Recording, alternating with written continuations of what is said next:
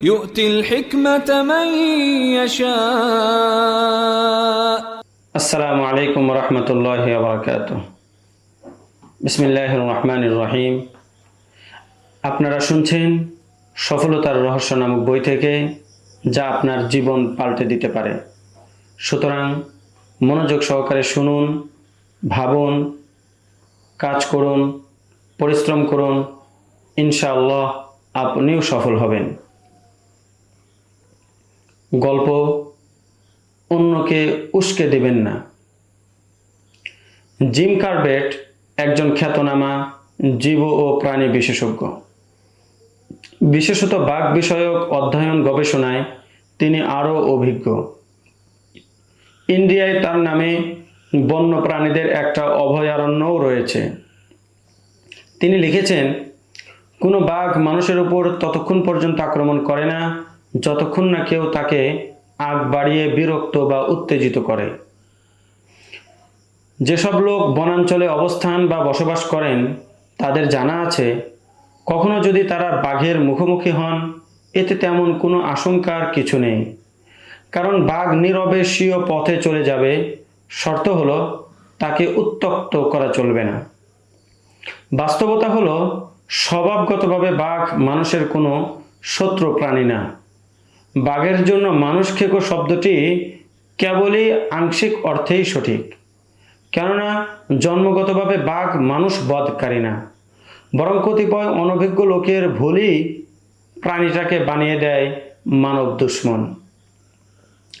দেখা যায়, অপ্রশিক্ষিত অনভিজ্ঞ শিকারীরা বাঘ মারার নেশায় এলো পাথারি গুলি চালিয়ে কার্তস খালি করে ফেলে, কিন্তু দক্ষতা ও অভিজ্ঞতা না থাকায় লক্ষ্যস্থলে নির্ভুলভাবে গুলিবিদ্ধ হয় না।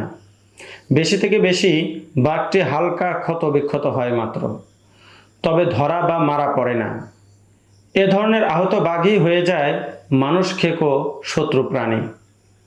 পরে যখন যেখানে যে কোনো মানবাকৃতি তার চোখে পড়ে, তাকে নিজের প্রাণঘাতী শত্রু ভেবে হামলা করে এবং প্রাণে মেরে ফেলে। অধিকাংশ হিংস্র প্রাণীর স্বভাব চরিত্র প্রায় এমনই। এই দৃষ্টান্তে আমাদের জন্য রয়েছে দুটো বড় শিক্ষা। এক, কাউকে আগ বাড়িয়ে নিজের শত্রু মনে করা ঠিক না, এমনকি হিংস্র ও জালেম মানুষকেও না, কারণ একজন মানুষ কেবল তার সাথেই শত্রুতা পোষণ করে যাকে সে ভাবে নিজের দুশ্মন বা ক্ষতিকর। সুতরাং আমরা যদি কথায় কাজে নিজেদেরকে কারোর দুশ্মন বলে প্রকাশ না করি, তাহলে অন্যেও আমাদের সঙ্গে শত্রুতামূলক আচরণ করবে না। 2, অসম্পূর্ণ প্রস্তুতি নিয়ে কখনো কোনো শত্রুর বিরুদ্ধে লড়াইয়ে অবতীর্ণ হওয়া উচিত না, কেননা যথেষ্ট শক্তি ও পূর্ব প্রস্তুতিবিহীন কোনো উদ্যোগ, যা আপনার প্রতিপক্ষকে সমূলে ধ্বংস করে দেয় না, অনন্তর তাকে আরও উস্কে দেয়, আপনার সমস্যাকে আরও বহুগুণে বড় ও জটিল করে তুলবে। সাধারণত সবাই নিজ নিজ চাহিদা ও অনুপাতে স্বীয় প্রয়োজন পূরণে ব্যস্ত থাকে। প্রয়োজন ও চাহিদা মিটে গেলে প্রাকৃতিকভাবেই একজন আরেকজন থেকে দূরে থাকতে চায়। অতএব আপনি কখনো অন্যকে উত্ত্যক্ত বিরক্ত করবেন না, আচরণে উচ্চারণে উত্তেজিত করে তুলবেন না। তবেই আপনি অন্যের জুলুম, নির্যাতন এবং অনিষ্ট ও ক্ষতি সাধন থেকে রক্ষা পাবেন, কারণ প্রত্যেকে স্বীয় কাজে ও নিজেকে নিয়ে এতটাই মগ্ন ও ব্যতিব্যস্ত যে অন্যের বিরুদ্ধে চিন্তাভাবনার সময়টুকু পর্যন্ত নেই।